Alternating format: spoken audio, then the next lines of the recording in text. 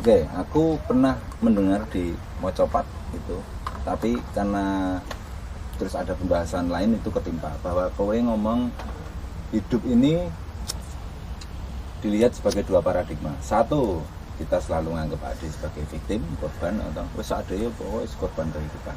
Yang kedua, kita berlaku sebaliknya, melihat bahwa kehidupan ini adalah kesempatan. Kita jadi agency.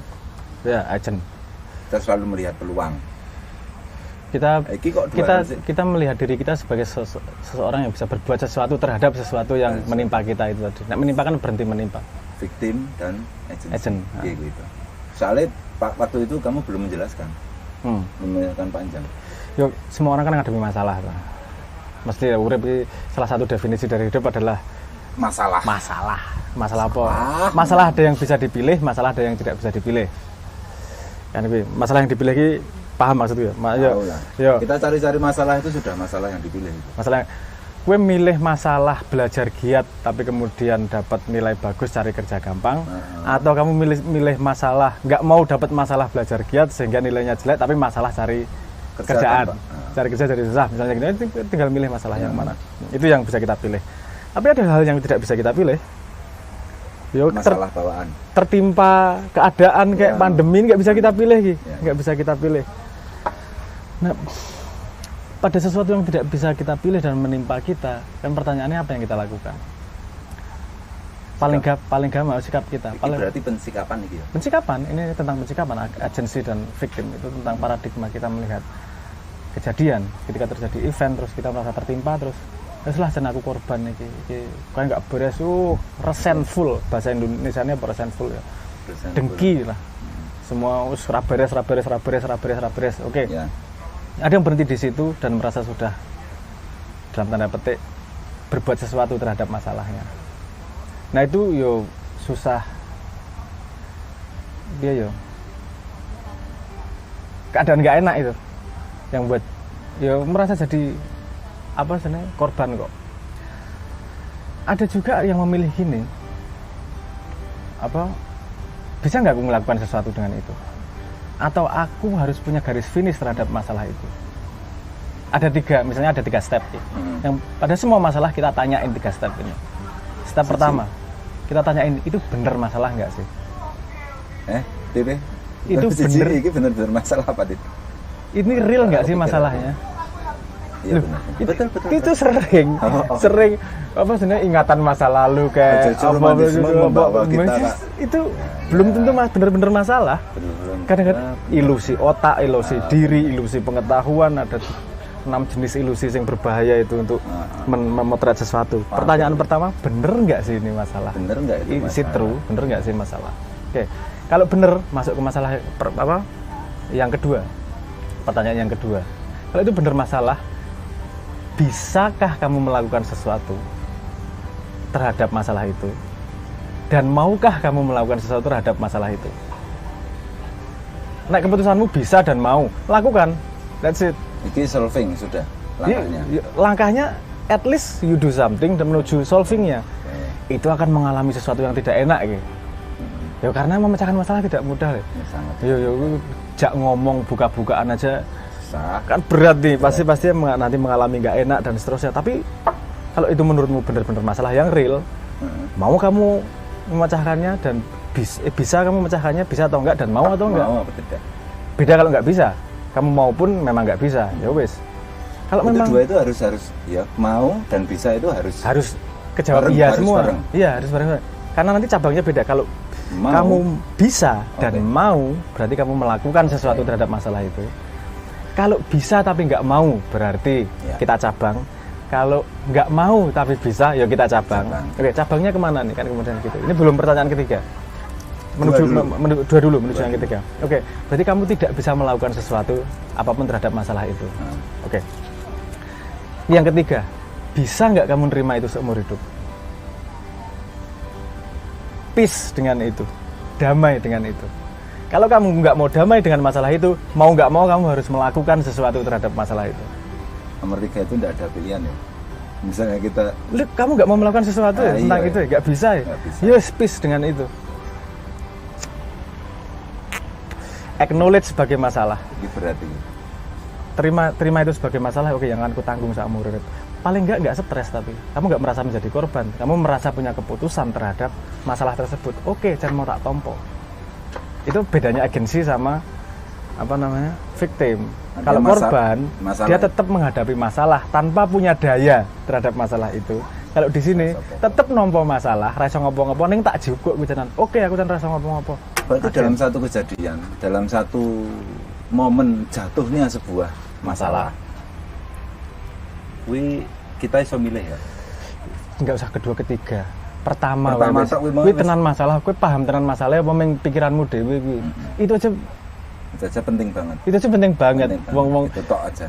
Kadang-kadang cuman hatinya enggak enak, semua jadi masalah kok. Iya. Koyo bojone kancaku ke lho. Ngono kuwi bojone kancaku ke. Sini tadi masalah. Terus lho kuwi apa jenenge?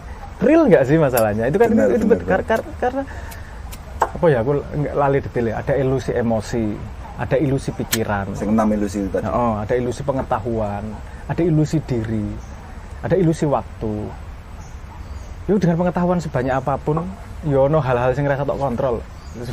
dengan apa sebenarnya waktu sepanjang apapun ada hal yang memang tidak bisa kamu apa-apain kan, misalnya gitu. Kesadaran terhadap, paling banyak kesadaran terhadap kontrol, ilusi kontrol. Kowe merasa iso kontrol sesuatu di luar dirimu. Ora, yang bisa kamu kontrol cuma dirimu. Diri kita ya. Iya, cuman pertanyaannya ilusi self dirimu tuh yang mana? Pertanyaan sederhana gini lah. Pertanyaan sederhana gini. Kowe tau ono swara ngomong nang ndasmu. Dan itu merasa itu dirimu. Nah, itu benar-benar dirimu, ngapa dadak ngomongi? Kita optimis, itu kata hati. Ya, misalnya gitu. Oke. Kalau itu dirimu, yang ngomong itu adalah dirimu. Wong kowe nang kene yo. Kok kenapa harus pakai bahasa untuk memberitahu dirimu sendiri? Masa kowe ngomongnya awakmu dhewe. Ini kan dirimu yang mana sih? Makanya itu pertanyaan fundamental yang didorong neng agama. Kenalo dirimu dan seterusnya, karena gue dengan ilusi diri gue beres, hampir 50%, 70% problem gue clarity, udah jelas. Kita ini terlalu banyak membaca cerita nabi-nabi kan. Nabi-nabi dengan dibisiki Jibril. Itu saat dia pengen dibisiki Jibril. Yo piye yo. Itu ilusi self apa? Ilusi self illusion. Yuk. Guru, kalau guru kita dari orang yang paham, kita akan lebih terfilter dari hal gitu. Kalau guru kita adalah orang yang banyak pengetahuan, kita lebih banyak resiko di situ. Lebih banyak pengetahuan tok ya. Enggak paham loh, cuman tahu. Belum jadi ilmu berarti. Belum jadi ilmu. Okay. Dogma ngene lo. Lah dia enggak tahu resikonya, enggak pernah handle itu sendiri juga, enggak pernah make itu sendiri. Oh, ini penting loh. Ini penting loh. Banyak pengetahuan itu bukan berarti banyak ilmu loh ya. Ini banyak pengetahuan itu hanya banyak perpustakaan. Gini lah. Gampangnya gini. Dosen ngomong macul harus begini. Tapi pernahkah dia macul? Bukan berarti pengetahuan macul itu batal loh. Dia tahu bahwa macul itu penting. Tekniknya begini. Dia tahu pengetahuan itu. Tapi untuk paham macul adalah petani yang memang macul sehari-hari. Saya nggak ngomong mana yang lebih berharga. Tapi kalau tujuan yang kita cari adalah kumpulan, misalnya gini, yang kita cari adalah kumpulan pengetahuan tentang cara macul ke dosen. Tapi kalau kamu pengen belajar macul, ya ke petani. Dua-duanya berharga. Ya. Kita harus tahu yang kita cari yang seperti apa. Karena kita belajar dari guru yang pengepul, kita jadi pengepul yang tidak difilter. Kita jadi pengepul yang tidak difilter oleh pengepul sebelumnya. Jadi reseller pengetahuan. Reseller pengetahuan, ngelakoni orang gitu. Jadi nek iso ngomong sing wis tau dilakoni tenan lah. Wah, ya berarti. Jadi sudah jelas ya kalau pandemi ini mau berapa tahun pun tinggal persikapan kita. Pandemi itu masalah rata saja nih. Masalah rata. Oke, kita breakdown misalnya. Pandemi, masalah enggak sih? Masalah enggak sih? Real lagi. Oke. Yang terefek masalah di aku apa? Pekerjaan, apa. Oke, berarti gini. Oke. Kita kan dari masalah global ke spesifik ke kita. Misalnya kamu kena COVID tapi nggak parah, berarti masalah kesehatan bukan intrinsically masalahmu, walaupun diakui itu sebagai masalah nasional. Nah, ngomong masalahku bukan kesehatan gitu. tapi urusan gawean. Benar. Misalnya kan gitu. Gawean. Berarti urusan gawean ki masalahku. Kita tahu nih yang real masalah mana. Buat agar kita bisa action terhadap masalah itu. Oh, masalahnya gawean. Gawean ki apa tuh masalahnya? Duit. Karena dhewe ra ndek duit misalnya gitu ya. Karena kita kemudian nggak punya duit. Kita kan mikir. Kalau tujuannya duit, sumber selain pekerjaan apa ya? Apa ya? Oke. Nah, terus berpikir. Kan mencoba nyolong. Ya. Mau atau enggak? Ngingu tuyul Mau atau enggak? tidak? Nah, kalau nggak mau cari alternatif yang lain sampai ketemu yang kamu mau melakukan dan bisa melakukan. Berarti lakoni. Sampai ketemu satu pendapat yang kamu bisa dan mau melakoni dan kemudian lakukan. Atau kalau nggak ketemu juga, bisa nggak kamu menerima keadaanmu? Wis tak ngelih tekan mati, wis tak tompo, ora masalah. Masalah selesai. Ya. Bukan berarti masalahnya itu hilang ya. Tapi masalah di dirimu itu udah selesai. Artinya aku panunan seumur hidup wis tak tompo. Tak tompo lah. Kamu sudah jadi nggak masalah lagi, wong wis ditompo kok. Wis lah, wis aku panunan gitu ya. Paham ya maksudnya? Paham, saya paham. Oke, begitu ya. Semoga bisa menjadi tambahan kasanah untuk berpikir.